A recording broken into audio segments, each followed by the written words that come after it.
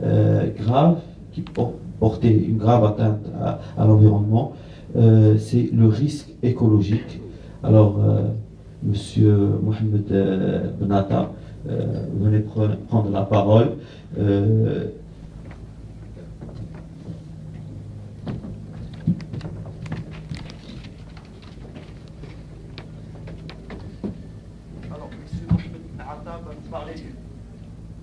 Va nous parler du désastre de l'Oued Moulouya. Quelles leçons? Alors c'est un drame, pour faire un petit rappel, c'est un drame qu'il y a eu il y a 3 ans, 2 à 3 ans, au Maroc, qui a été très médiatisé grâce à l'action de M. Benata, qui a, je crois, fait une jurisprudence pour les industriels, pour l'association, pour la société civile, et aussi pour l'État marocain. Je crois qu'il va nous en parler plus en détail.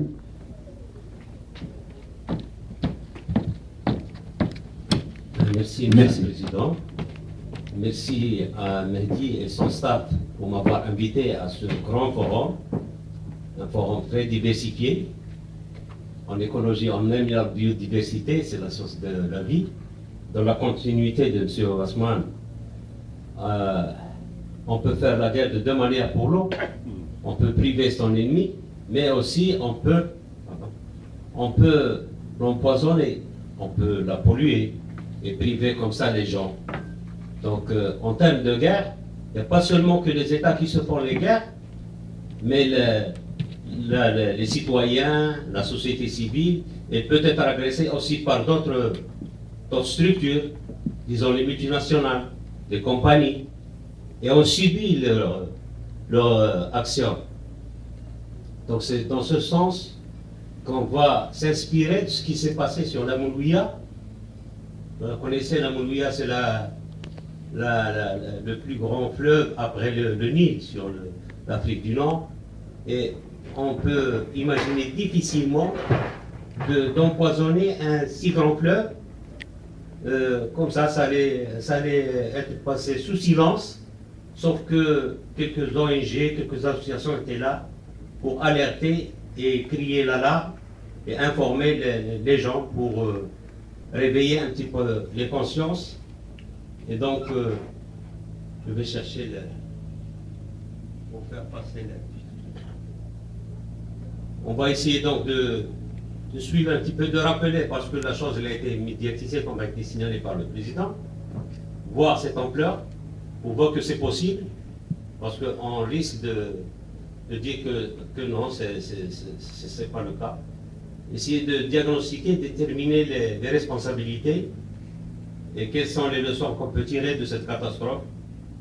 La pollution due à l'aménagement et à l'urbanisation du littoral et les risques à prévenir par une autre industrie qui est là et qui mène une guerre contre nous sans prévenir. Donc, comme je disais, la Moulouya, elle est très connue par sa biodiversité, elle est très grande, une grande biodiversité aquatique, terrestre, faune, on peut en parler pendant des moments. Les 10 minutes qui nous sont réservées vont être très courtes pour parler de la grande biodiversité de la Moulouya. La Moulouya, pour les gens qui sont venus, ça s'est passé au nord du Maroc, au nord-est, comme on peut le voir ici sur cet extrait de carte. Donc ici, c'est la Méditerranée, contact avec la mer. Et donc tout ce morceau-là, j'ai perdu ma souris. Voilà. Donc tout ce morceau-là jusqu'à Oued Batha, un effluent de la Moulouya qui déverse dans la Moulouya. Très sensible, baissé. Et donc tout ce morceau qui s'étale sur une 50aine de kilomètres, il y a eu une catastrophe à partir de ce point de confluence entre le trait bleu et le trait noir qui représente l'effluent qui coule, qui déverse dans la Moulouya, et le trait en rouge qui provient d'une unité industrielle qui est la Sucrafor. Donc, après la détection de cette catastrophe, comme je disais, qui allait passer sous silence, parce que l'Oued, il amène la pollution directement dans la Méditerranée, on a essayé de voir ce qui s'est passé.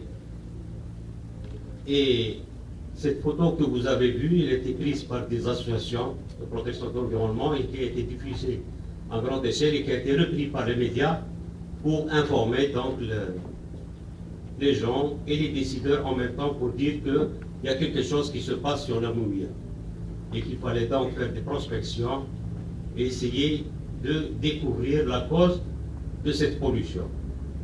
Dans les premiers communiqués qui ont été diffusés par l'administration, il y avait une certaine espèce, le Barbus mulmiensis, qui est spécifique, endémique à la Moumia, mais en fin de compte, toute la biodiversité aquatique a subi le choc. Comme ici, on voit différentes sortes, la longuille, la carpe, et tous les poissons, ils avaient subi donc les conséquences de cette catastrophe qui a pratiquement couvert toute la rive de la Moumia depuis le déversement, depuis le point d'influence de la confluence de Tha jusqu'à l'embouchure. Il n'y avait pas seulement que les poissons. Il y avait aussi les animaux qui avaient bu. Il y avait des vaches, il y avait aussi des brebis et aussi des produits végétaux. Des agriculteurs qui n'ont pas su attendre que l'eau était empoisonnée, ils avaient servi, ils avaient irrigué avec cette eau polluée les produits comme vous pouvez le voir ici, les pastèques ou d'autres productions agricoles qui avaient été atteintes. Et là, ça faisait échec à la théorie des services administratifs qui disaient que la pollution était due uniquement à une pollution organique. Ça veut dire qu'il y avait d'autres choses autres que le manque d'oxygène qui a tué les poissons. Et il fallait donc s'y attendre. Il fallait aller le long de la rive, suivre la pollution jusqu'à la source qui était l'unité industrielle. Et on s'était étonné que la station de traitement, la STEP, au niveau de l'industrie, de l'unité industrielle, il n'avait pas servi cette année. Les bassins de lagunage qui servaient à retenir la pollution pendant un moment et essayer donc de diluer la pollution pendant cette année 2011, eh bien, les bassins étaient vides, comme on peut le constater ici. Il y avait même des bassins qui avaient commencé à germer des végétaux, des plantes. Et donc, c'était une parmi les preuves comme quoi la Sucrafor avait été parmi, c'est-à-dire le coupable de la pollution. Ce bassin qu'on voit maintenant en train d'être rempli, c'était à la suite de l'alerte qui avait été donc, annoncée par les médias et par les gens, par l'Internet surtout, pourquoi il y avait une catastrophe sur place à la Moumia. Les responsables de l'unité disaient qu'ils n'utilisaient pas des produits chimiques, alors que tout le monde, tous les spécialistes connaissent que les sucreries utilisent certains produits chimiques qui sont très toxiques, comme des acides, comme du formol, comme du radicule. Bon, tout ça, donc, ça contribue à une pollution chimique. Voilà des produits comme la soude caustique, c'est un produit donc, qui est utilisé dans le nettoyage de l'unité. Et on voit donc ici le confluent, le rejet, qui est vraiment ça sent très mauvais. Et donc ça comporte des produits chimiques qui sont très toxiques pour la vie. Il y a d'autres pollutions à côté, celles des communautés urbaines. Mais là, ils sont tout le temps, c'est une pollution qui est perpétuelle, mais ce que nous avons assisté, c'était une pollution chimique instantanée qui a une date et qui a entraîné. Ça, c'est le protocole de relevé qui a été procédé depuis l'embouchure. Je risque de perdre la souris. Ici, c'est l'embouchure, et il fallait donc remonter le long de l'ouest et faire des prélèvements. Ici, c'est le point de confluence avec l'autre. Au-delà de ce point, c'est-à-dire au niveau du point 3, la situation est normale. Après l'intersection, ici, après la confluence, au niveau du point 5, la situation est normale. Les poissons, ils vivent, les gens, ils irriguent, les jeunes enfants, ils se baignent. Mais si vous entrez entre le point 3 et le point 4, là où il y a l'usine, c'est encore plus catastrophique. On ne peut même pas respirer l'air. C'est-à-dire qu'il y a même une pollution de l'atmosphère. Donc c'était catastrophique et il fallait donc sonner l'alerte. C'est le résultat des analyses. Je me réfère ici à un service qui est très sérieux. C'est la cellule de l'environnement de la gendarmerie et on doit les féliciter pour le travail. Et qui avait démontré au niveau du pH, à la sortie de l'usine, que l'eau était acide. Que plus on s'éloignait, l'eau devenait normale. Soit par dilution, soit par manque au niveau du point 5, par exemple. Vous avez ici le témoin. Vous pouvez toujours confronter ce pH 7,7 avec l'échantillon 4 qui est 5. Donc nous constatons qu'il y a des produits chimiques qui interviennent et qui rendent donc les eaux très acides. Donc l'enquête et les observations sur le terrain convergent vers le fait que l'événement qui a provoqué cette catastrophe a eu lieu à une date précise, qui est le mois de juillet 2011. Monsieur Les Benata, poissons, oui, 2 minutes. 2 minutes pour conclure. Les poissons donc ont été intoxiqués et se comptent par milliers de tonnes.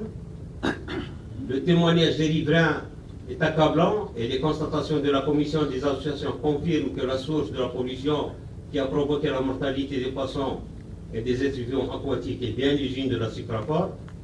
Et tout ça, donc, il a été apporté devant le juge, mais malheureusement, la justice n'est pas encore amène à trancher dans les affaires d'écologie. Nous avons maintenant 2 affaires devant le tribunal, mais qui ne sont pas encore traitées. Alors ce qui est bien, c'est de tirer les leçons de cette catastrophe. La première, c'est que les ressources en eau, ils sont très fragiles et une catastrophe peut survenir à tout moment. D'où la nécessité de la société civile. Et je suis là pour tirer cette leçon très importante pour la société civile qui doit remplir son rôle. Nous devons, en tant que société civile, nous réveiller et suivre. Nous avons fait suffisamment de confiance à nos gouvernements, mais je retiens la phrase qui a été dite par André Azoulay: les décideurs, ils peuvent être à la hauteur dans la mesure où la société civile les suit et les pousse à être à la hauteur. Donc si nous ne faisons pas notre devoir de surveillance et de citoyen, nous risquons de récolter de graves conséquences. Prévenir les risques de pollution. Il faut que nous soyons en mesure de prévenir ces risques, de ne pas subir les conséquences et crier. Je donne ici l'exemple du projet touristique qui est actuellement, on a entendu hier parler, eh bien, il est toujours dans la pollution, il y a toujours des eaux usées et on n'arrive pas encore à traiter les eaux usées qui sont en train de polluer aussi bien la nappe, qui a remonté, comme vous l'avez entendu, jusqu'à 1 mètre du sol, et qui pollue aussi là où lui est à côté.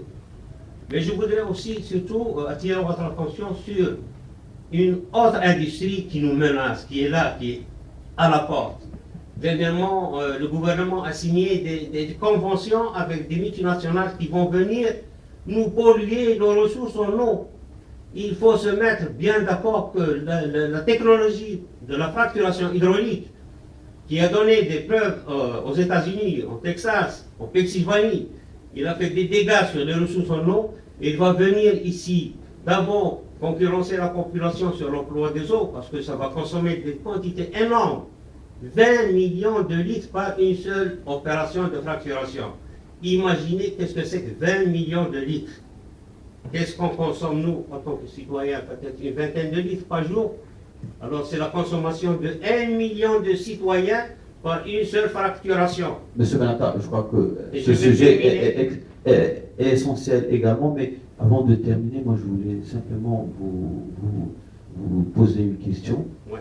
qui va peut-être me servir de transition pour introduire le prochain intervenant. Alors, est-ce que durant votre campagne médiatique, votre interpellation des autorités, quelle a été la réaction de Sucrafort, la société incriminée?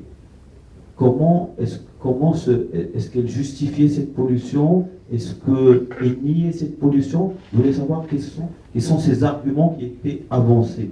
Bon, au début, nous avons demandé un contact avec les responsables. On a été privé de ce contact pendant les premiers jours. Premier, deuxième, troisième jour, on disait que le responsable n'est pas sur place. Mais après, quand on a lancé l'alerte sur place et il a été repris par les médias, on a été invité par les responsables sur place.